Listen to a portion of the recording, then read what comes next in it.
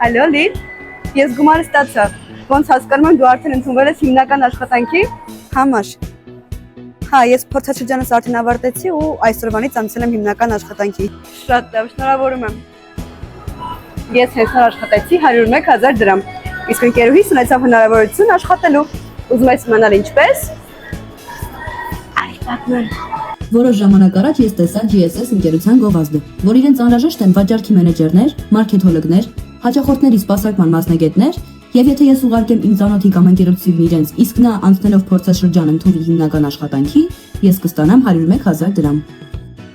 Դե իսկ ով կարող է հրաժարվել նման առաջարկից։ Ես չկարողացա, նույնպես ուղարկեցի ընկերուհուս CV-ին, ընկերուհիս ստացավ հիանալի հնարավորություն աշխատելու Հայաստանի ամենազարգացող ոլորտներից մեկում,